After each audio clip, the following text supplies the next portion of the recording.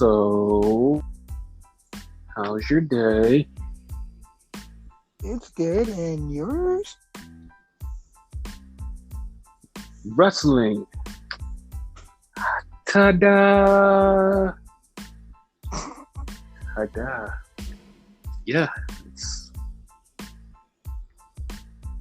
wrestling. It was a week in wrestling. Another week in wrestling. There's a lot of weekend wrestling. There's also weekend wrestling. Haha. See what I did there? Weekend wrestling and weekend wrestling. Ha ha ha. Knocking them dead out there. Fuck.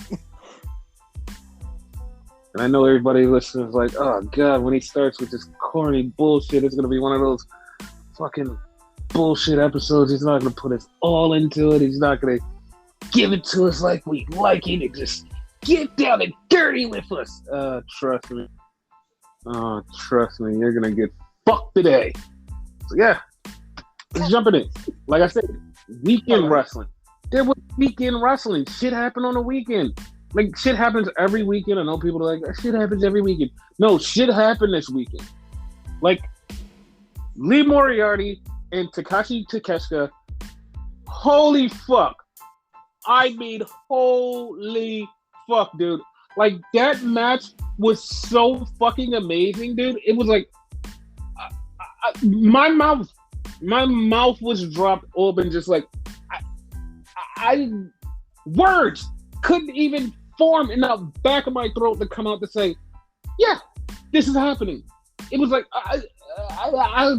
that's how I felt. That's how I felt. And wow. It just was so good. It was just so good. And I swear to God, everybody's going to be like, oh, well, this match. People haven't even said anything about this match. People didn't even know this match happened. And it's like, this match fucking was amazing. And like, nobody knew it happened. I'm like, what? Why? It was on Prestige. It was like, it was there. It was like right there. It was like, no. We just wasn't watching. And like, I figured, like, I'm going to tell you why I figured out why people weren't watching.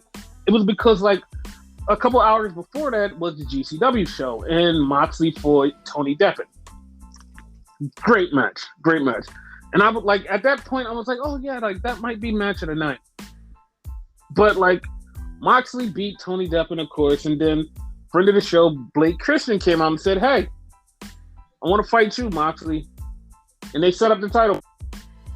I was like, okay, maybe that's why a lot of people didn't get to see it. But the reason I was watching Prestige was because of friend of the show, Kid Bandit.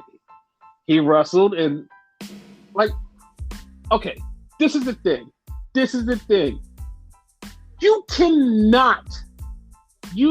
How can you not simp for Kid Bandit? Kid Bandit, how could you not? They are fucking amazing. They're fucking amazing. They are fucking amazing. Like, dude, you had to watch them. They came out and did a Death Note thing in like the beginning of the show. It was like, oh my god, that was amazing. And like, my favorite part about the match, fucking goes, move please. I was like, oh, that's so cute. Then like, he was beating the guy up, and like, you can hear him, and like, people were talking, and he's out of the crowd, and it's like, they go, hi mom. I was like, oh, that's so sweet. Like, how could you not? How could you not? Seriously, how could you not? Like, oh my god. It was so good. But like I said, that's that role type of thing. Yes. But that Kid Bandit lost, unfortunately, but you know, that Moriarty match, I forgot his name. I forgot the dude's name. But it was like, holy shit, that was a night. That was Saturday. So it's like, okay, well, what the fuck else could happen? Well, then it's Sunday. You're like, well, what the fuck happened on Sunday? We had Nick Wayne versus Will Ospreay. And it was like, oh, okay, well, that says it all. And the thing is, Like this is what's bothering me about the Nick Wayne situation. This is what's bothering me about the Nick Wayne situation because they go, oh, Nick Wayne's 17. Nick Wayne doesn't turn 17 until the end of the summer. Nick Wayne is only 16, keeping up with Will Ospreay in a match. Like, blow for blow, move for move with Will Ospreay, fucking tearing the show up. He's 16. He hasn't even started to evolve. He literally still started to evolve. I told you last week, him and Jordan Oliver is a great tag team. But this match, he still hasn't started to evolve, and he's keeping up with Will Ospreay. This match was so fucking sick, and it's like, bro, he's still 16. Like, we've been covering him for, since like, he started, pretty much. We've been covering him for, like, damn near, like, a year and a half. And, like, every time we say it, it's like, yeah, he's 16, he's 16, he's 16. He's signed to AEW, and he can't officially wrestle for AEW until he's 18. But he's 16. He hasn't even fucking fully developed as a wrestler yet. And it's like, you're this good now. What are you going to be when you're in your 20s? What are you going to be when you're in your 30s? When you have not only traveled the world, but did everything possible? What are you going to be then? It's like, holy fuck. 16 still, and put on a fucking classic match with Will Ospreay. He lost, but like, god damn. And Will Ospreay is like one of his idols. And it's like, he got to share the ring with his idol. Not only share the ring, but fucking up with him. Like, from top to fucking bottom. It was like, you're not just like having this match. You're on par, and you're pushing Ospreay to go, okay, I'm going to go a little bit above and beyond what I usually do. And then you're meeting him and going, nah, fam, I'm right here with you. And it's like, okay, well, all right. It's just like, it's like I said, it's amazing wrestling that's outside of the two big companies, air quotes. It's amazing wrestling that happen all the time. And then we had Slammiversary. And Slammiversary comes with a bunch of fucking returns and bringing back all the old feels. Like, my favorite part that like hit me right in the fields was like, boom, was AMW. They showed up on the show and it was like, oh my god, like they're back. And I know people are like, well, why the fuck did you pick AMW? Because AMW was a tag team that like just fucking, for no goddamn reason, was just like good. They weren't like super good. They weren't Motor City Machine Guns good. They were just good. They just threw them together and was like, AMW. And like, this is like in the beginning. This is before the Machine Guns, all of them showed up. It was like, they were there first. And it was like, oh, fucking love AMW. Like, they're fucking awesome. I was about to say that. They were there since the company started. Yes, it was like, dude, it's like you just like fall to love them because like they're like one of the TNA historic tag teams. Like, they're old as shit now. They couldn't go, to be honest with you. But it's like, holy fuck, they're there. And then they hit us with another tag team thing in the fields because it was like Honor No More guys. And the Impact guys brought out fucking Eddie Edwards. I mean, was it Davey Richards? Davey Richards, yeah. They brought out Davey on the other side. Yeah, to go against Eddie Edwards, and it's like, the fuck? The fuck? Like, wait, hold up. Like, they're not supposed to face each other. And the funny part about it is, like, they face each other, and, like, the Impact people won. But after they fought each other, like, it got announced online that they're going to be doing a fucking indie show where it's going to be the American Wolves versus Motor City Machine Gun. And it's like, oh yeah, I think I have to find a way to watch that. Right? Fucking Dixie Carter showed up at the show. It was like, goddamn, like they really tried to. And throughout the night, they just kept having all these people show up and do a fucking video thing and a video thing. And one person, like, everybody got immediately mad at was like, Where's Samoa Joe? Where's Samoa Joe? And Joe is filming a movie, and Joe's like, yo, I couldn't do it. Like, if I did have the time, I would have did it. And everybody's like, oh, okay. And then they had the last one, and it was like, because like in my mind, I'm like, it's probably not gonna happen. And then they show a chair. Some guy walks to the chair, and you're like, is it? And it was AJ Styles. AJ Styles did his thank you TNA, and it was like, oh my god, this is dope. It was a fucking walk down memory lane. They had matches, but like there was nothing that stood out. The Good Brothers became tag champs. Jordan Grace is now the women's champ. And in that match, Mia Yim did her brother's move, and for the first time ever, she ran up a ladder, but for the first time ever, she actually gave Shelton Benjamin credit. That was the best thing. She actually gave him credit. I was like, oh my god, my heart. It was just exploding with happiness. The Impact stuff, it was so great. So yeah. Then after that, we had New Japan World, which is like, it's literally. Before you go into that though, right? Can I say something about us though? Like, little behind the curtain, as you would say, whatever, right? This was their 20-year anniversary. And me and him, since the start of this fucking like company, we've always had the running joke. So when do you think and I'll be like, 5 years. 5 years. 5 years. Don't I always say that? Yes, you always say 5 years. We're going on 20 years, and it's still thriving. I'm proud of this company. I just had to say it. It's still alive. Yes.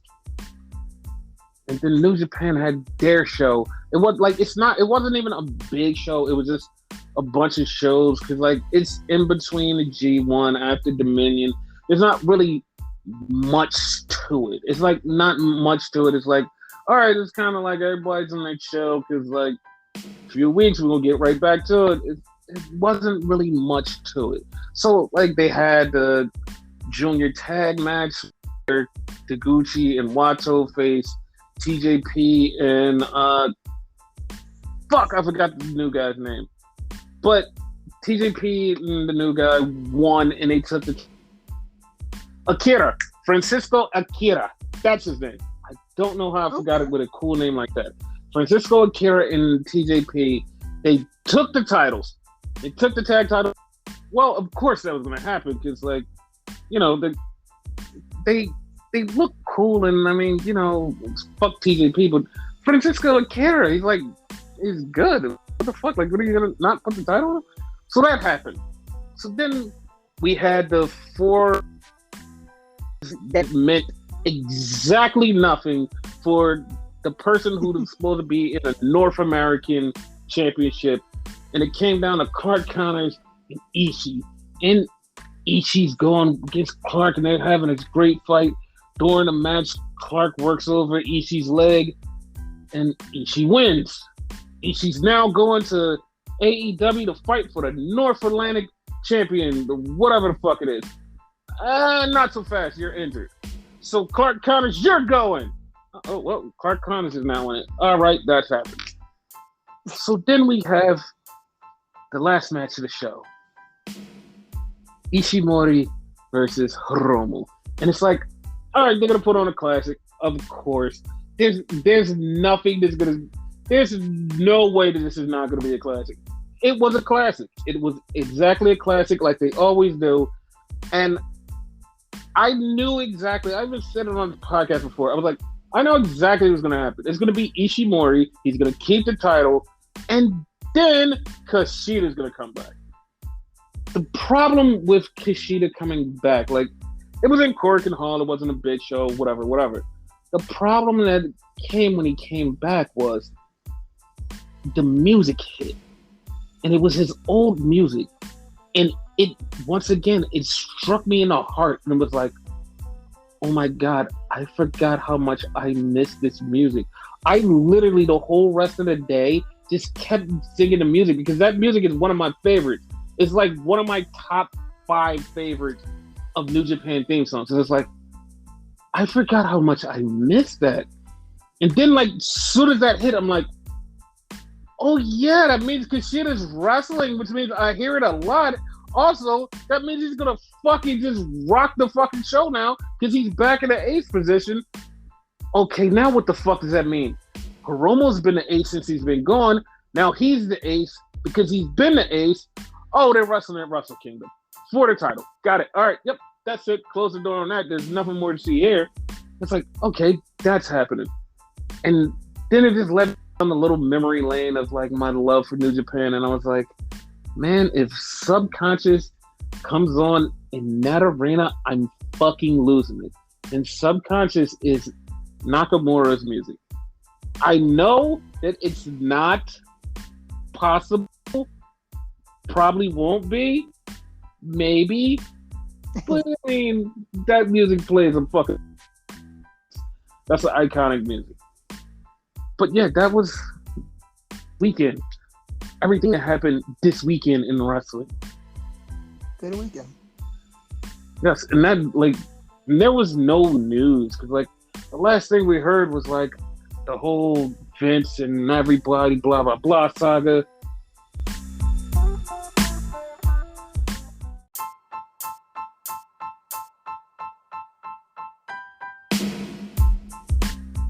And then we get to Monday and we're just like, all right, everything's fine.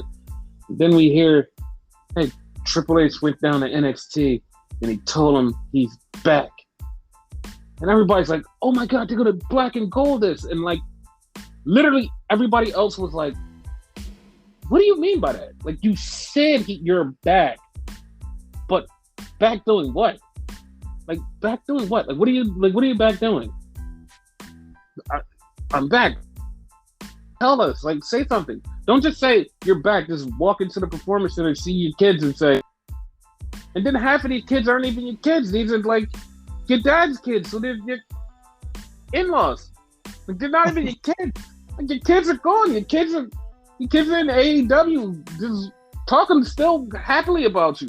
These are your in-laws. They're not even your family. You're like, all right, I mean, you're here because dad brought you in, but like, no blood relation. What does it mean? Like, what does it mean? I know he's back to power, but what does it mean? Like, what is, I'm back? Like, back doing what? Like, that's what I want to know. And then we find out that John Laurinaitis is out. All right, great. Who's going to take his place? Bruce Pritchard. Fuck. And it's like, as soon as they said Bruce Pritchard, it's like, dude, like, first off, Bruce has been running like 18 gazillion things at one time because Vince trusts him.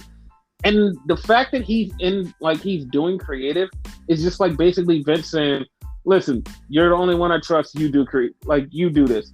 I mean, not creative, but talent relations. Like, you do talent relations. And it's like, dog, like, what? Like, what about Stephanie that's supposed to be figurehead? Like, why can't she put somebody in that position? Like, no, he's in that position. Because, like, I'm not even gonna lie, like, the only person that does fit, supposed to fit in that role is Triple H. Because Triple H, when he was in that role, he literally got everybody except for 2 or 3 people to sign with WWE. Like, literally, people would be like, yo, you know what? I think I might go to AEW. Like, hey, listen here. And they'll sit down and go, you know what? I'm signing. Even though it all failed when Vince killed the shit out of everything, but still, at the same time, they got hired. They thought much about them and said, come in. And Triple H was the one who talked them in the door. So you understand, like, if he was in talent relations, and plus, everybody that's on the roster right now are his kids. So if him in talent relation and they already have a rapport and they already call him Papa H and they're having this good talent relation, like, all of the bad stuff that you hear about talent relations in WWE and like their talent and like all of this anger, it would be gone because you're literally just talking to the guy who always has your back, knows what's up with you, and it's been there since day one. And it's just like your pop. It's like you're just talking to your dad, just saying, "Dad, I don't feel like going to work." Well, kid, what do you want? That's how it should be. But nah, Vince is like, no, I trust this guy. I trust Bruce. It's like, nothing against Bruce, but it's like, dude, like, come on, like it's time to take your hat off and hang that up and just go home. Like, come on, like, do another position. Like, it's time for a new regime, and it needs to change. That's what needs to happen. It needs to change, but like, it won't change until Vince. Then we find out that it's five, 1, 2, 3, 4, 5 firms check whole Vince McMahon paid the secretary thing. Oh shit! It doesn't look good at all. It doesn't look good at all for him. But also owns most of the control, so it's not really doesn't matter. Like if the stocks keeps going down, he'll have to step out, but that's the only way. And there's like no way that you could be like, okay, guys, let's make the stock go down. There's nothing you can do. It's like it's determined by other factors that like no regular just Joe Smo can do anything and like, all right, we're gonna stop the stock market from going up. You can't. You don't know. Like you don't know how to do it. It's very hard. And unless some miracle catastrophe happens and he has to leave, we're stuck with him till he dies.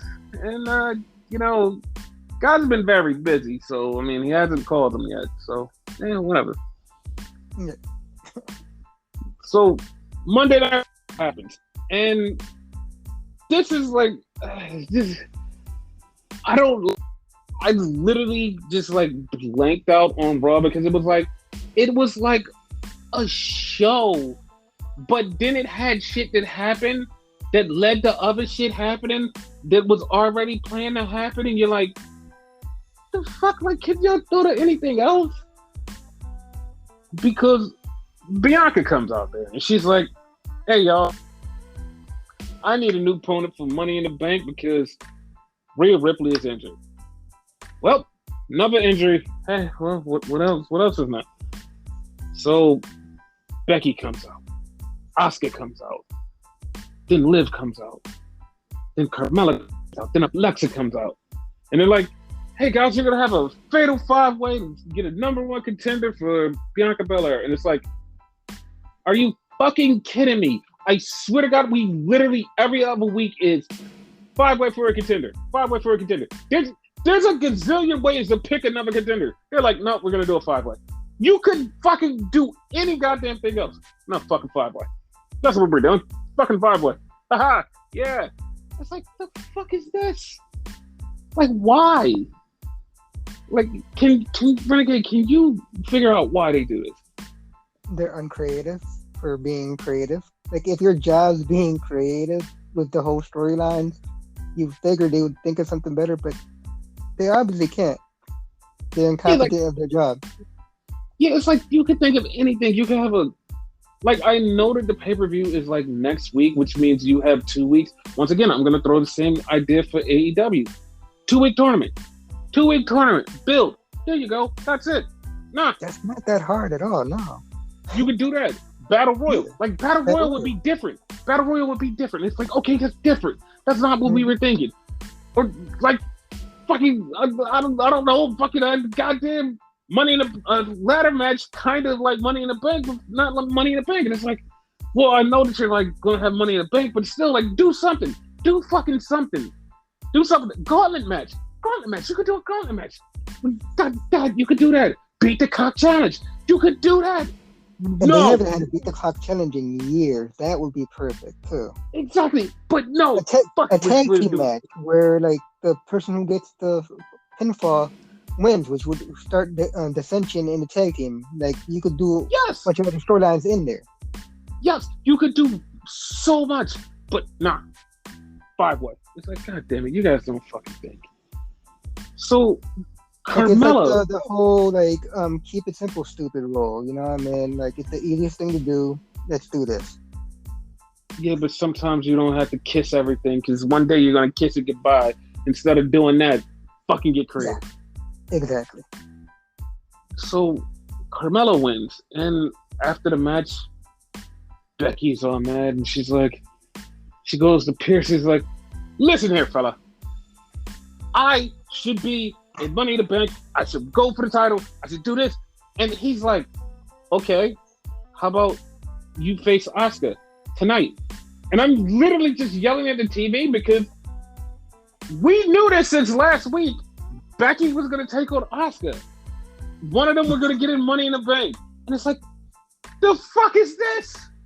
The fuck is this? The fuck is this? And it's like, no, that's it.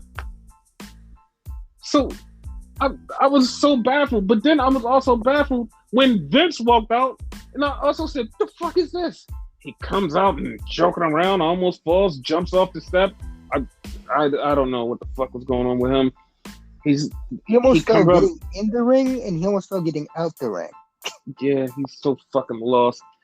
And he talks about 20 years ago, John Cena did it, and next Monday he's gonna be back. 20 years of John Cena. And he walks off, and it's like, we knew that. You didn't tell it. He literally just was not telling us anything that we didn't know. It's like, the fuck? Shadow Harrison. Yes, it's like, the fuck was this? Like, what was this? It was just so goddamn weird and dumb. It's just like, this show is like, I don't know how the fuck this show is just doing what it's doing and surviving. I am so fucking lost. Like, you supposed to be creative. Find something to be creative about. It's like, all right, fuck it. Then we had fucking Matt Riddle. Matt Riddle comes out and like, there's nothing against Matt Riddle, but I'm tired of him crying about his best friend being injured. Oh, Randy's injured. I can't wait till Randy comes back. Randy, I love you, bro. Bro, fuck Randy at this point. Because, like, every fucking week it's you crying about Randy. There's no progression in your story. It's you just bitching and crying about Randy's gone. I want Randy to come back. I miss Randy. You have no progression. You like, everybody loves you. But it's just you bitching about fucking Randy. God damn, shut the fuck up. Nothing different. Yeah, and then Almost comes out, and it's Almost an MVP, and MVP telling him shut up. And they're going to have a match. The winner of it gets in Money in the Bank. Okay, whatever, who cares? So the way that Riddle talked, you immediately go, oh, Riddle should win, right? Riddle should fucking win. Oh, okay, Riddle's gonna win. Nope, Almost wins. It's like, what the fuck is Almost doing in this goddamn match? It's like, immediately, like, that just took the fucking Money in the Bank down a little. It's like, what are y'all gonna do against Almost? Like, it's Almost. Like, what are you gonna do? Like, usually everybody does, like, really fucking wild shit, and it's like, what the fuck? So, after Almost wins, Seth Rollins comes out. And Seth Rollins comes out because fucking Riddle said something about Seth. So Seth comes out and Seth fucks him up. Seth beats the shit out of Riddle. And it's like, okay. Now, to the naked eye, it would be like, okay, that makes sense. That's fun. Seth's in Money in the Bank. Riddle's not. How is this feud even going to connect? Like, what? Seth's gonna win Money in the Bank and didn't have a feud with Riddle? It's like, for what? Like, for what? Like, that like, nothing about that. Like, if they had a feud for some other way, some other reason, yeah, that'll be fine. This was like the dumbest fucking reason. Like, huh? Like, now y'all gonna have a fucking, why? Why are we having? It's gonna cost them the Money in the Bank, which makes sense. Like, it's stupid. Dude, looking at the field of who's in Money in the Bank right now, Seth looks like the only person that should win. Fucking anybody else and like that wins this would be so goddamn weird and out of the box. And I know people are like, well, you should think out of the box. But like, okay, Drew, Sheamus, fucking almost. Those are the people who are in this right now. Those are the people who are fucking in this. And Seth Rollins. You take Seth out of that equation, you have Sheamus. We've been there already. Drew already has a guaranteed shot. Well, the fucking looks like almost is the guy that wins. Fuck no. Fuck no. Nobody wants to see him as champion. I'm sorry. Yeah, I'm about to say that. Like, I don't think I want him as champion. Yeah. And then we have a pulls off with Austin Theory for no reason, and he's talking all this shit. He's getting greased up, and he goes to take a picture, and Bobby's behind him. Bobby squirts him with oil and says, "I'm gonna take your U.S. title." And it's like, why did they stick Bobby? God damn it! Oh, whatever. I was just so irritated with that, cause like it didn't like Bob Lash should be in a world title picture, and you have him feuding with Theory over body oil. And then Theory goes, "Well, you're going to have a little gauntlet match, and if you can beat that, you can get a shot at my U.S. title." I'm like, fuck this shit, man. So then we have the Usos and the Street Profits arguing with each other, and they turn into a one-on-one match. And it's Angelo Dawkins versus Jey Uso. And I'm not gonna lie, I thought Jey was gonna beat Dawkins. I'm like, yeah, he's gonna beat him. No, Dawkins won. And like, then it just hit me. It was like, oh, well, that means the Usos is winning. Well, that kind of just like defeats the purpose. I mean, I'm glad that they're tag team champions. The Usos are really good, but fresh meat in the tag division, they need it. And I mean, if you're gonna throw fresh meat in the tag division, you could throw Ezekiel and his brother Elias. Yeah, Elias was there. You know, it was split screens bullshit. And like they're sitting there having a conversation, and everybody, like half of the crowd, like a lot of you know, I swear to God, half of the crowd was like, "Oh my God, Elias is another person." I'm like, please, guys, like that's not real. Like that's trick pornography. Like, come on, guys. No, he's a whole nother person. I'm like, Jesus Christ. So then we get back, and Elias is in the ring. He plays his music, and he's thing. And Kevin Owens is pissed. He's like, "Nope, you're Ezekiel." He's like, "You two are the same person. Stop. This is bullshit. He's yelling at him. He's cursing about, and Elias is like, "Nope, we're not." Then pornography with Ezekiel on the Titantron, and it's like, we know that it's not real. Elias fucking beats Kevin with the guitar, and Kevin is walking in the back, and Kevin gets in the back, and he bumps into Ezekiel, and Kevin is losing his fucking mind because it's like, how did you do that? We all know it was a pre-tape, but it's still like, how did you do that? Like, I'm enjoying it. I want to see what's the end game with this. No, I am too. I'm definitely enjoying it. But like the people who actually thought that there was two different people was like, come on, man. Like, grow up. And like, if you really did believe it, like there's one little part there with them talking on the couch when they bump hands. You clearly see they didn't touch hands. But it's fine. So then we get the Lashley Gauntlet match. And he starts off against Chad Gable. He beats Chad Gable. Then he goes into Otis. He beats Otis. Who's the third person? Well, Lashley gets attacked. Lashley's down. And the third person is Theory. Theory comes in and tries to get the win. And of course, Bob Lash beats Theory. So now he gets a title shot at Money in the Bank. Like, you could have put Bob Lash in Money in the Bank. I mean, I wouldn't have been opposed to it. Bob Lash, Money in the Bank. That means he gets a shot at Roman eventually, right? Yeah, that's how it works. Yeah. Nope. We have to have him against Theory. I don't get it. I wouldn't be opposed to Lashley winning the U.S. title, but he's obviously not winning. It's like they have future plans for that shit. But, right. You know what I mean? Like, if there was a chance of him winning, like, I wouldn't have no problem with it whatsoever, you know? Right. But like, it's obvious, like, Lashley's gonna lose this. Exactly.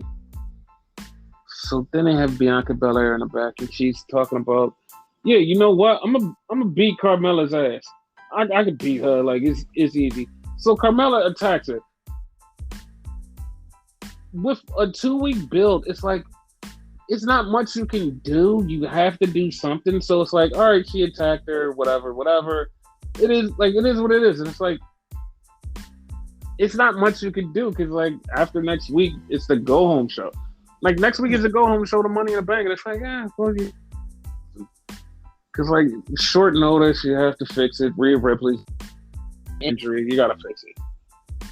So that happened. Then we had the must-see talk show, Miz TV. And Miz is out there interviewing AJ Styles. And they're going back and forth. And, like, the way that they're talking, it's immediate that, like, oh, AJ and Miz are going to have a feud. And then Miz's hired bodyguard. It didn't come out yet, but it's definitely going to happen. Miz's hired bodyguard, Tommaso Ciampa. And Ciampa and AJ won because he attacked them. And after the match, Miz gets in the ring. I swear this was supposed to happen. I swear Miz was supposed to beat up AJ. No, Miz gets his ass and in a suit gets fucking Styles Clash. And I'm like, what the? Like, that's not happening at all. Not at all. It's like, what the fuck? Very weird. Like, the fuck? And then we get a Veer promo, and Veer's talking all this great stuff about how he's gonna murder the Mysterios, and they're gonna die at his hands or some shit. It's like, all right, whatever. And he just walks. Still feel like he could have been a face, but whatever. I mean, he should have, but, like, you know, Vince, foreigners are evil. Well, he's gonna be an evil foreigner. All right. So then we get a backstage Kevin Owens promo, and he's talking about he wants to face Elias or Ezekiel or Elroy, the younger brother. He doesn't care. He wants to face one of them next week. And, okay, well, that's going to happen. Dude, if there's a fucking younger brother that shows up next week, I'm gonna die laughing. Like, you have to find another co-host. I hope it does, because it would be really fucking hilarious. So then we have the main event. Becky versus Asuka. They're going, and Asuka kicks Becky, knocks her the fuck out. Asuka's going to Money in the Bank. Asuka's in Money in the Bank. Yay! And Becky just loses it. Becky just starts, like, uncontrollably just, like, yelling, and just, like, winds up on the floor, just, like, sitting there, just holding her head, like, what the fuck? Like, and, like, this look like it's gonna be a Becky breakdown. And it's like, okay, well, we all know where this is going to wind up eventually. It's going to wind up Becky versus Bianca eventually. But at the same time, it's like, Becky needs a makeover. Not a makeover physically, but, like, a makeover in her persona. A new persona, or a new way to present her persona. It needs to be something different. Like, she needs a little shake up. Like, shake Becky up. Like, that'll work. I mean, look at her husband. He could go that route, be crazy like him. It just seems like they're gonna do. It does seem that way. It's like, well, you know, it is what it is. And that's the thing. So then,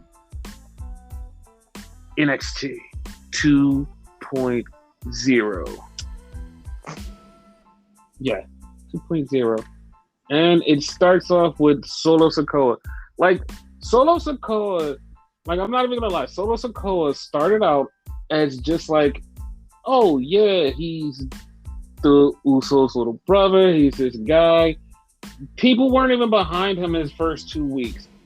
This is like 3 months later, and the whole crowd is rocking with Solo Sikoa. And it's like, dude, he flipped the crowd, like from like not giving a fuck and like being like, whatever, to like, we love you. You should be the champ. And it's like, dude, this is working.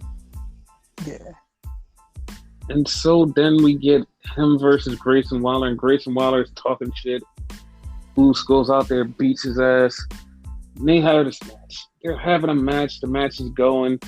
And I'm like, okay, well, Uso is going to win because he's number one contender for North American title. That's going to happen. But Grayson Waller gets the win. And I'm like, okay, why would they do? Oh, that's why. Because if Uso wins the title, it immediately gives Grayson Waller the effect to say, I pinned you before you were champ. So I am number one. And now it's another built-in feud. I'm like, okay, if they go that way and actually how they should, because that's how you book shit, I'm like, all right, cool. And the reason why I couldn't figure it out for the life of me is because this is WWE. You don't actually do stuff that actually makes sense. So it's like, oh, well, like this actually makes sense if that's the way to go. Hopefully it's the way to go, because that does make sense. Yes. So then we get Tony D'Angelo and his family. And he's talking shit, and he's talking to Santos Escobar. And he's like, hey, Paisan, you better do what we need done. And Santos goes, okay, boss. Like, just begrudgingly, like, and you're like, he's going to turn on him. And like, he called him boss too, like legit. Yes. Like, Escobar, everything about him, from presentation, the way he dressed, the way he wrestles, everything about him, it just screams he needs to be on the main roster. He just main roster. Give him the main roster. It just seems like everybody's like, nah, fuck him. Put him on the main roster. If you put him on the main roster, I swear to God, he's gonna be so fucking over. Oh God, it's the most infuriating thing. I've been saying that for fucking years. It's infuriating. God damn it. Like, he's that over now, and he's not even on the main roster yet. Yes. So we have this stupidest promo, and I'm gonna tell you why it was the stupidest fucking promo. We get this guy driving down the fucking highway, and he's saying he's coming here and he's going to kick everybody's ass. And we all know it's fucking Jordan Devlin, and his name is JD McDonald. You know why it was so fucking dumb? He looks at the camera and winks, but he has on fucking sunglasses. How fucking stupid is that?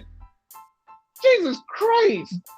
He literally, and like, dude, if you watch it, he literally winks his eye. Sunglasses, it's like, dude, we can't. God damn that, fucking idiotic. Literally, Vince wrote that. Yeah, he did. So we had the TikTok Toxic Tag Team versus Rita Reyes and the girl's name that I seem to ever forget.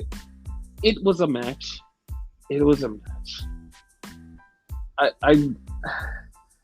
So I'm not so high up on TikTok Toxic Tag Team for no, like, they just exist for no reason, and I'm not high up on them. And later on is another reason why I'm not high up on them. It's like, come on, man, like, come on.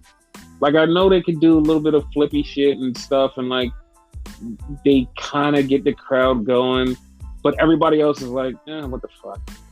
Like, it's people that like literally there was like, what the fuck? The rest of the people that likes it is like, we like it. It's like, it's not for me. It's not for me. I'm gonna say that. There's like no hate. It's not for me. It ain't for me. I don't like the whole thing either. If anything, break them up. Yeah. So then we get Wesley out there, goes out pouring his heart about how he lost his best friend, how he lost the tag team titles, and how he did this. And Trick Williams comes out. Trick, like, and they start going back and forth. And it's next week. It's gonna be Wesley versus Trick, and it's like, I'm not mad at it, but like I felt like Trick could have gave him a few seconds to like get a little bit of his sad story off, but Trick just like shut him up, and like they like, no, next week. So yeah, like I don't think this match is gonna be that great either. Like, I mean, Wes is gonna carry the whole thing. He's gonna carry it. Yeah. So then we have Beefcake Barbie, and she's talking about Wendy Chu and how Wendy Chu needs to go back to sleep because I'm gonna knock her back to sleep. And I'm like, okay, well, whatever. Yeah, okay. So then we have Diamond Mine, which is consistent of Roderick Strong and Damian Kemp. And I'm not being that guy, but I'm going to be that guy. Roderick just looks defeated, man. He just looks defeated. Like he didn't even lose. He just looks defeated, and it's like, man, dog, you all right? No. All right, I got you. So they take on. Yeah, they take on Legado del Fantasma in a tag match. Fantasma lose, and the family are mad at him. But here's the thing: if you pay attention to it, fucking two dimes and stack of nickels or whatever trips up Cruz, and that's how they lost. I was like, God damn. But one got mad at the other, so that might be like a storyline. So then we had Vini Vini Vici guy, which is Fabian Eitner. He's backstage, and Ike Manjiro comes out and is like, it says something about jacket time, and like it's basically a clothes war is what's going to happen with this show. And I was like, all right, well, that's going to happen. I mean, I'm not looking forward to it because of course they're going to kill Jiro, and it's like, that sucks. I actually thought he got fired a long time ago. Nah, he's still here. Then we get the fucking Apollo Crews thing. Yo, I understand he's who he is and like they love him or whatever, but like, fam, like he dreams up a situation. Yeah, I'm gonna beat up these guys in the alley because they're messing with this guy. And then he comes back to reality and goes, I'm gonna beat up these guys in the alley because they're messing with this guy. And it's like, dog, stop dreaming what you're about to do. It's like, no one does that. They dream something different. Like, they don't do exactly what they're gonna do. They dream something different. Like, what is your problem?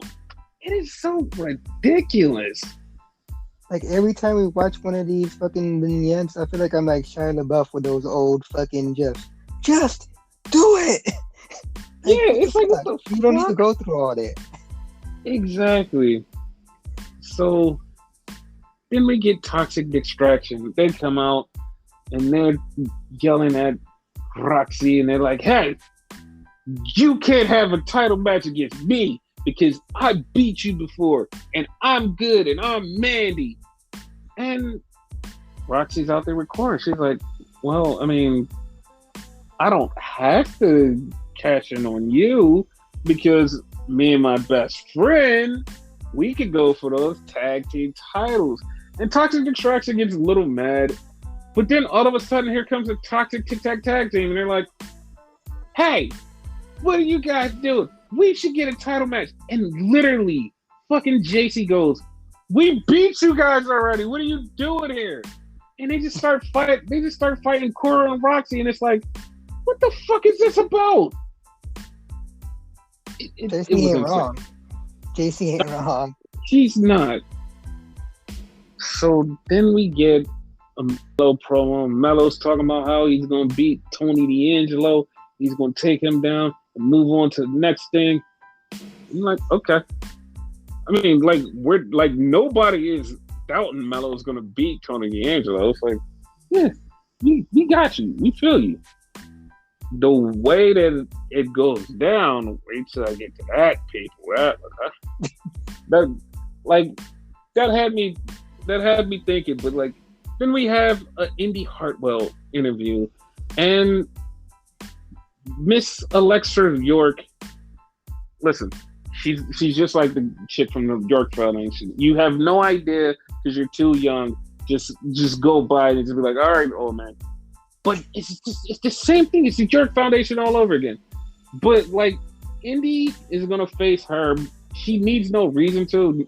Indy just might as well just go right after Mandy because that's the way they're going. So, I mean, it is what it is. So then we have a match. I don't know how many people got that reference, though. A couple, probably. So then we have a match. Fucking Cameron Grimes versus Idris Enofe. And we've been saying it before. Idris Enofe is good. He's good. He's good. Dude, this match was like... He like got more jacked than he was last week. He did. And like, he's having this match and the crowd is just dying and living by the near falls. And like, Cameron Grimes barely fucking won. And he's literally like, he wins and he's just there like, I died in this match. And he gets up, he shakes, and it's like, okay, well, there might be a partnership. We said it last week. Yep. Yeah. It was fun. Can't wait to see them as heels if they go. Yes. Then we get the fucking Chase U promo. What is her name? Because I keep forgetting her name. I forget, but the girl that like just graduated high school. She moves in and she's like, hey, I'm the first day in the dorm room. And she gets there and she walks in the door and she sees this person with long hair. It's Bodhi. And he's like, hey, what are you doing here? She's like, wait, the dorms are co-ed? And like, part of me is like, you know what I'm thinking? It's like, this is like a summer movie. This is like a perfect summer movie. But she has too much energy for him. He's just like this dude. And she has way too much energy and she's way too strong for him. And she's just gonna beat the shit out of him. And it's like, dude, like, it's gonna be funny, but I want to see what the end game of this is. I want to see what the end game of this is. What's the theory? You remember when they first started these promos and whatever, right? These vignettes with them, whatever. It was Bodhi, and it was one other guy that they never showed that Chase would always tell to shut the fuck up and whatever, you're a moron, right? Yep.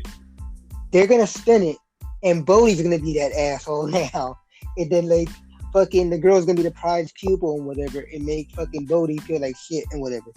Whether he turns on Chase or not, that's a different story, but that's going to be the thing. Okay, got it. I'm all right with that. So then we get a Nikita Lyons promo, and she said, I'm coming back, guys.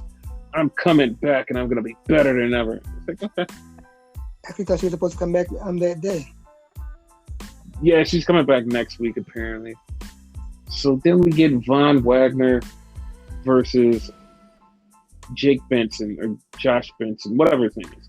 So they're going at it, and this is literally like everybody's barred from ringside. Benson versus Wagner, and it's like, okay, well, yeah, this is a match, and of course Von Wagner wins. I'm like, all right, we knew that was gonna happen. We knew he was gonna win. So like, what the fuck? But the funny part about that is Beer Money, Broke Money, lost here. Broke Money lost here. But then they went to NXT UK and became the new NXT UK Tag Champs. How the fuck did that happen? I seen that clip. I'm like, what the fuck? Yeah, they fucking became Tag Champs. So then we get a backstage with Cameron Grimes and Braun Breaker. And Cameron is telling Braun, like, I don't need your respect. I just want my title. And just walks off. I'm just like, okay. Like, they just consistently switch up what the hell Cameron Grimes is. 1 minute he's a face, 1 minute he's a heel. It's like, all right. Maybe he's the one with the brother. Okay. So then we get to Dyad and Joe Gacy. And Dyad keeps alluding to who these guys are. And it's like, it has to be fucking grizzled young vets. And then he said one point, he was like, I put you guys together. And like, it's like, what the fuck? Like, you could be like, okay, that couldn't happen. But there's also this little shred of possibility because in the Indies, Joe Gacy was a thing. I mean, what if he did? What if that was a thing? Nobody like knew, but like they actually have footage because like WWE like kind of owns Progress and they would like show this footage and like you'd be like, what the fuck? Like that was like it's true. He did put them together, but like I don't know. It's kind of weird. That one line threw everything off to me. And he said they had gold before too. Yeah, like he made it like so clear that it was them, and then he just threw that one line. I put you guys together. It's like, huh? Like, is it them? But I'm sticking to it. Yeah. So then we had Alba Fire versus Lash Legend. They're having a match, and Alba Fire, bless her heart, is like throwing her all to help Lash Legend, and then all of a sudden, Lash gets disqualified because she just hits Alba with a bat, and it's like, what the fuck? Like, what the fuck? Like, that's it? That's how you end it? Like, if it was me, I would have let Lash hit her with the bat. Alba would have went down, and Lash would have got the pin, and it would have been like, okay, well, that's better. Instead of getting her disqualified, it's like, that's stupid. He probably wanted both of them to be strong, that type of thing, you know? Whatever. So then we get to the main event. It's fucking Mello versus Tony D'Angelo. The match is going. At one point, Trick gets up on the ring apron to like kind of intimidate D'Angelo, and D'Angelo's like, "The fuck are you doing?" And like, then the whole family gets up on D'Angelo's side. It's like, Trick was like, "You know what? I'm gonna just get down and just go sit over here." Okay. What? There's like 6 of them and only like 2 of them. Yep. So Mello is beating the shit out of D'Angelo. The match is going. They both get knocked down, and the ref has his back turned. And D'Angelo looks at Santos, who's like, "Give me the knuckles. Come on, give me the knuckles." So D'Angelo's like, "You want these?" He's like, "Yeah." You really want them? He's like, "Just give me the goddamn knuckles." So Santos puts it on the ground and he goes, "Okay, boss." And he slides it. But he slides it past Tony D'Angelo, right to Mello, and Mello grabs him, knocks out Tony D'Angelo. 1, 2, 3. Mello keeps the title. And Tony D'Angelo gets up and he's so mad. He's like, "Get back here. We're not done." He's like, "You're supposed to listen to me." And Santos like, "Hey, man. Hey." It just walks off. And it's like, they literally just put them together 2 weeks ago, and now it's all over? Like, I'm just at a loss here. That was like too fucking quick. Like, they should have left at the very least a month. At the very least. Yes. But like, it just happened and it's just over? It's like, the fuck? Like, why? Like, do you think there's going to be any repercussions to this? Oh, of course, 100%. What do you think they're going to be? He's going to make him do some dumb detail or some dumb shit, and it's going to wind up them breaking up. And it's like, okay. Okay. Like it's forward. But I just want Santos to just go to the fuck. Goddamn, please go to the main roster. So that was that. Then we go to All Elite Wrestling. And It starts off with Bryan Danielson. We were hearing rumors. We were hearing everything. And Bryan Danielson was supposed to address Blood and Guts and Forbidden Door because he's supposed to have this match against Zack Sabre Jr. at Forbidden Door. And they're supposed to have this match, but it depends on if Bryan can get cleared. And Bryan comes in and tells everybody, I'm not clear. And everybody's like, what? What? And everybody's trying to figure out what does this mean. And he's like, well, I'm not here. I know a guy that's going to replace me at Forbidden Door and Blood and Guts. And he's just going, like, he's rattling off all of this stuff about this guy. And he's just like, you guys want me to tell you about this guy, right? And everybody's like, yeah. He's like, I came out of the Hill Tunnel. You just have to wait the Forbidden Door. And as soon as he started talking about the guy, like, as soon as he said the first thing about, I know a guy, I was like, oh, it's Cesaro. It's Cesaro. It's 100% Cesaro. And, like, people didn't even pick up on it till, like, 5 minutes later was like, oh, he's talking about Cesaro. Because, like, I went, like, just straight tweeted out, oh, it's Cesaro versus Zack Sabre Jr. Because it made so much sense. And the funny part about it is, like, I don't know if this guy is trolling or this guy's just like, he's serious. So Johnny Gargano this morning, because people are like, oh, it could be Gargano, it could be Gargano. Like, Johnny tweeted out this morning, was like, yo, I'm going to be in Chicago on Sunday. I have something to do there. But this was already planned for months. And nobody's going to believe me. I just want you guys to know I'm not going to be in Forbidden Door. He's like, I'm not going to be there. I am going to be in Chicago because I had something already planned. I'm not there to be part of the match. And, like, immediately, I'm like, with my wrestling skeptic mind, it's like, oh, you're trolling because you're going to be the guy. But at the same time, it's like, that's way too obvious. You doing that was way too obvious.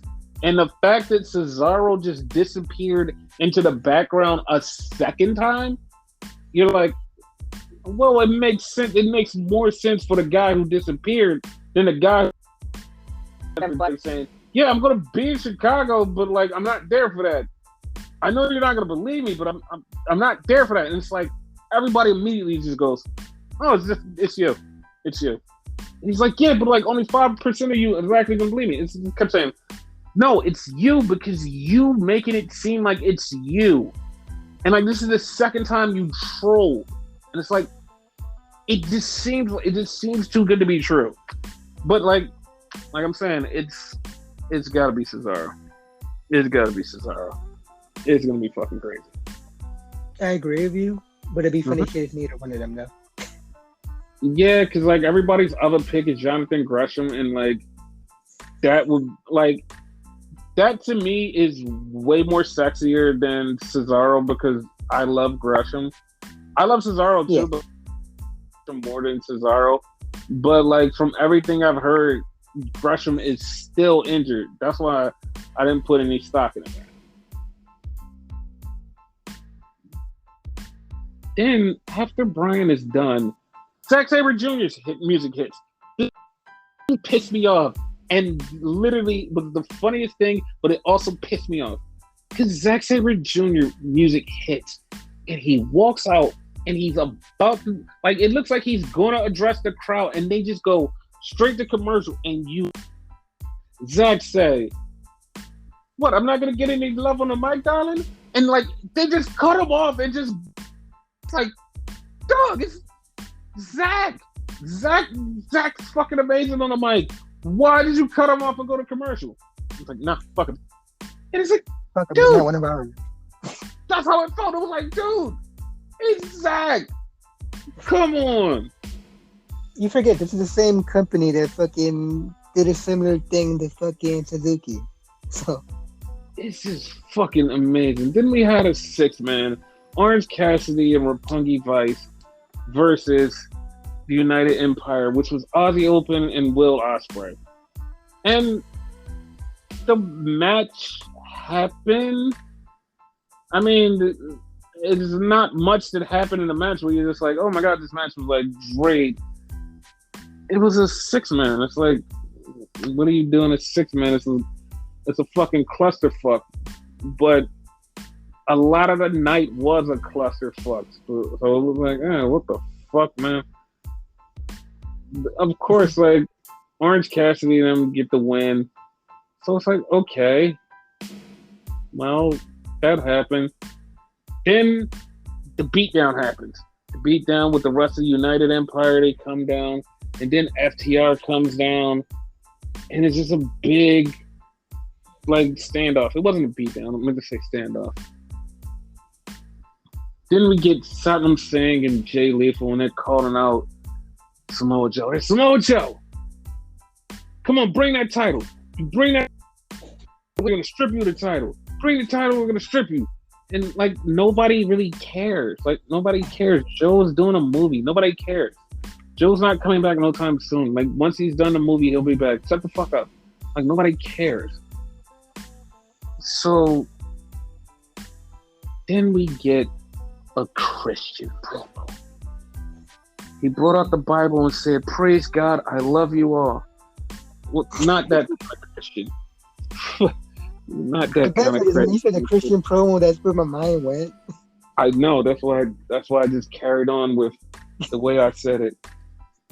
So, Christian is talking about, listen, this is all your fault, Jungle Boy. And we're all like, what? Yeah, this is all your fault. Because when I came here, you threw me out of the battle royal. And, like, I thought, you know what? Maybe I should chill. And then I saw you, and I just hitched my wagon to you. You guys won the tag titles. And I thought, hey, well, this is how my career is going to go. Until you lost the titles. And you proved to me that I need to get back in the ring. Now I'm pissed. And it's like, that's it? The reason you hate him? Like, that's it? That's the best you... And people, like, immediately was like, oh my God, this Christian promo was so great. And I'm like, that's it. That's what your beef is.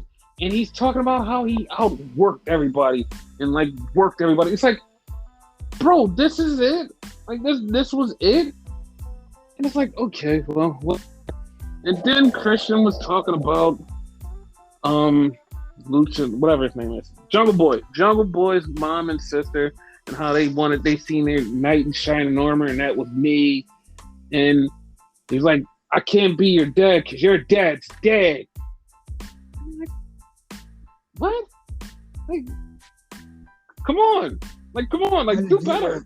Like, oh, not all like it was like that fucked up or whatever. Like, come on now, like that's been done before. Yeah, and like it's just so stupid, and it's like you can't do any better than that. Like, you're Christian, damn it! Like, you're better than this. And it's like, this is what you do. It was like, what the fuck is this? So once he said your dad's dead, then Luchasaurus comes out. Luchasaurus is about to attack Christian. He's choking him up, and he's like, "Let me go, big guy. Let me go." He's like, "You don't want the same thing that happened to Marco." And Luchasaurus kind of lets go, and he's like, "We could talk this out in the back. And the funny part is, like, me and Renegade both said, "Yo," we even said it last week. Was like, "Yeah, Luchasaurus is gonna wind up going with Christian." And, like, this is just like, I wish this came off a little bit better. Like, that's how I felt. Yeah, I was like, I wish this came off a little better. So it's like you would say, like, paint by numbers. That's what this feels like to me. Yeah. So I'm not about this. I hated the way this was done. I hated a lot about this, and the people are gonna say, "Oh, it's because the Young Bucks were there." No, it was done all incorrectly, and it was done all possibilities incorrectly. Because the Young Bucks go, "You know what? You guys thought it wasn't gonna be for big. but we are. We're gonna be the 8-man with Hikuleo and El Phantasmo. And Kyle O'Reilly is injured, by the way. And so the Bucks are like, well, Darby and Sting, who are your partners gonna be? Blah! And it's like, Doug, like, you guys just threw yourselves in a match. Like a random ass match. And it's like, why? Like, why? Like, if they would have went with the match that I said last week, it would have been like, all right, fine. This is like, you threw yourselves in this match, and it's like, what the fuck, dude? Like, that's it. And like, also, like, the way that some people, like, the way that their opponents were presented, they need to be presented way better than the way they just was presented when Sting just said who they are. And it's like, bitch, what? Like, what is happening? Like, what is happening? So then we get back in the ring and we get their names right. Yeah. So we get Aleister Black versus Malachi Black. Malachi Black versus Penta. And we all knew what the fuck was gonna happen. We're like, oh, Malachi's winning, there's no reason, because Penta contractually cannot show up at the New Japan show. And it's like, okay. And Malachi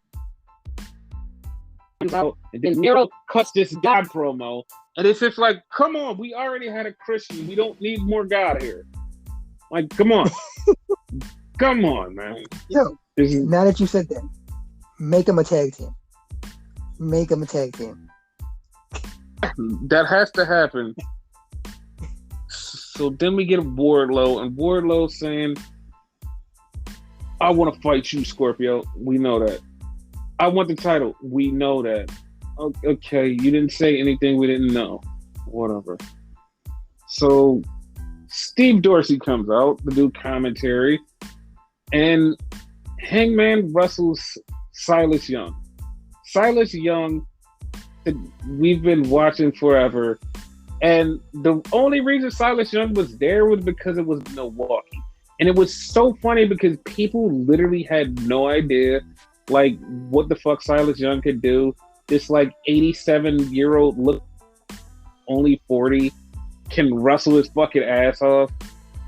And people literally walked out. The people who had no connection to Ring of Honor or, like, nothing before that, they looked at Silas Young and was like, who the fuck is this dude?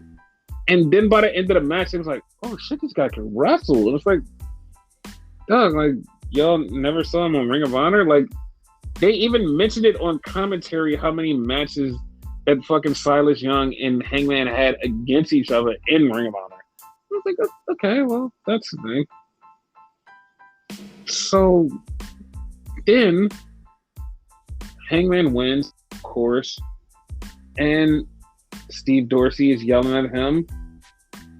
And Switchblade comes out. Switchblade, Steve, I can't wrestle you because you lost twice to Hangman. And it was like, oh, okay. And then he goes and tells Hangman, was like, I'm not wrestling you. And Hangman's like, no, fuck this. And he punches him. So Steve Dorsey comes down and Steve grabs the belt. And he's got the belt and he's about to belt shot Jay.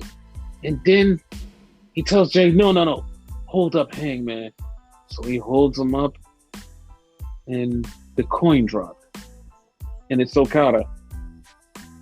So, yeah, I have to walk that back because all intel that I got, even everybody that was sitting there heard the same thing that I heard. Okada's not coming. Okada's not coming. Okada's not coming. Okada's wife, her birth, he's not coming. Literally everybody from fucking source said Okada's not coming. No WWE marks were, Okada's not coming. Fucking Meltzer even said 100 million times, he's not coming. He's not coming. And it's like, he showed up, but it's like, he wasn't supposed to be here, but he's going to be at the show. Okay, fine, whatever. So that happened. Props to you for taking it back, though, because a lot of people were reporting shit and not taking it back. Yeah, no, I'm taking it. I'm taking it back because like I did report it, and I'm gonna stand by. Listen, I got bad intel. This is it. There you go. Yeah, you deserve credit for that. So yeah. So we get Jade Cargill and Kara Hogan, and they said another fucking injury, and they said we're looking for a new baddie, and I have no idea where this is gonna go. I hope it's the introduction of somebody, but whatever. Then we have Chris Statlander and doing their thing where they're like, we could be baddies, and it's like you guys are just being, I guess, but weird. All right, whatever. It's like, a I thing. didn't care about that promo at all. Yeah, it was like it's a thing. So then we get Toni Storm versus Marina Shafir. Match is going, and it's going, and it's going, and it's like you have to know that Toni's winning because Toni's number one contender. The match is on Sunday. There's no way Marina's going to win. And, of course, there's no way Marina wins because Toni beats Marina Shafir. And then Nyla Rose, who was out there with Marina Shafir for some reason that no one has explained yet, attacks Toni. Apparent, whatever. So after the match, Toni gets attacked by Nyla Rose, and then Thunder Rosa comes out to help her. Thunder Rosa and Toni have this stare down with the title, and it's like, okay, we know what's happening. So this is what I'm talking about. So Sting and Darby are in the back, and Sting and Darby are talking, and then Darby's like, yeah, our partners are Shingo and Hiromu. Let's see what the pay-per-view is like. Dude, what the fuck? Like, one of the most decorated juniors in fucking New Japan history. Fucking the former world champion. They just get Shingo and Hiromu. We're gonna beat your ass. It's like, you're just gonna say their names and just move on? That's it? Like, that's it. Nobody even went like to say anything else. It's like, nope, that's it. That's all you can say. That's all you can give them. It's like, all right, fuck it. It's like, fuck it. Like, if you wasn't listening closely and whatever, you'd sit there like, who? Like, who the fuck you say? Yeah, it was just like a throw. Like, dog, like, that's not how you do this. Like, it was like, this is just fucking insane. So then we get to the main event, and it's Lance Archer and Jericho versus Tanahashi and Moxley. And of course, Tanahashi and Moxley win. So after the match, Moxley and Tanahashi have a stare down. But you know what else is happening? 96 gazillion motherfuckers are fighting on the outside while they're having a stare down. It would have been fine. Like, I swear to God, it would have been fine if it was 2 minutes of this. It was 10 minutes of people fighting. Moxley and Tanahashi are standing in a ring just looking at each other. Everybody's fighting on the outside. Fucking Eddie Kingston, Suzuki, like fucking what is his name? Willie Yuta and some other motherfuckers. Everybody is out there and it's like, dude, what the fuck is happening? Like, what is happening? And then the show just goes off. And I was like, what the fuck is happening? And you said 10 minutes. I swear you fucking like gave a little bit too. Like, I think it felt like it was a lot more. And I was just like, fuck it. And that was it. That's how the show went off.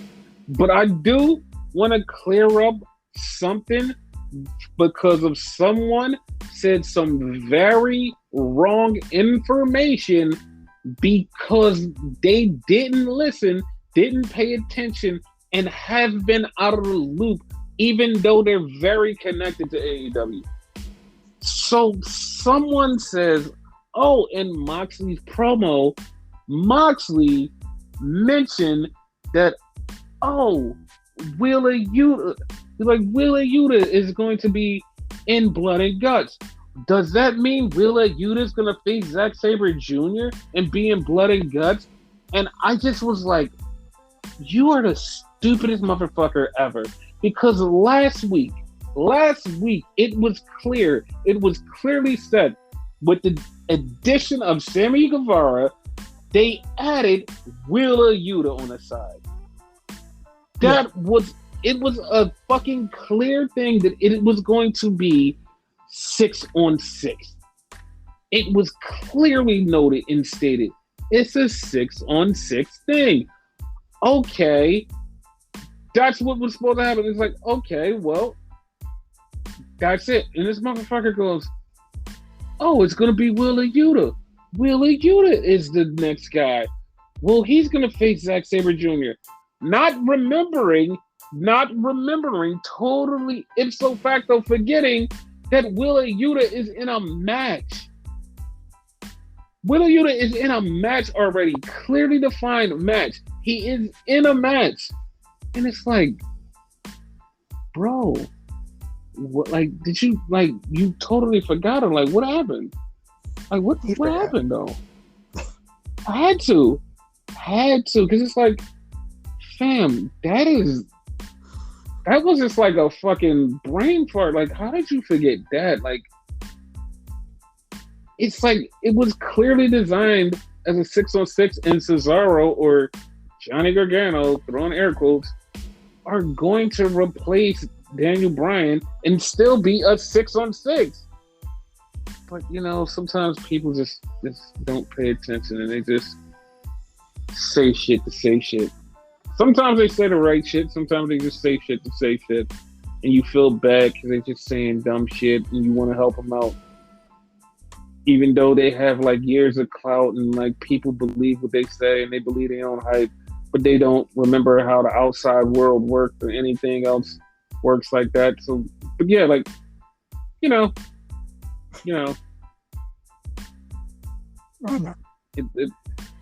it's fine. So, yeah, that's this show. On Saturday, the next pod comes out, and we will have the match card, the full match card for Blood and Guts. We will have everything you need to be caught up on wrestling. Rampage, SmackDown, whatever else the fuck happens. Hopefully nothing else the fuck happens, which means I just jinx myself that something else is going to happen. We will cover it in the next podcast. But for now, wait. Dwayne, buy another family member a fucking house before anything else happens so we have some good news. Go. Okay.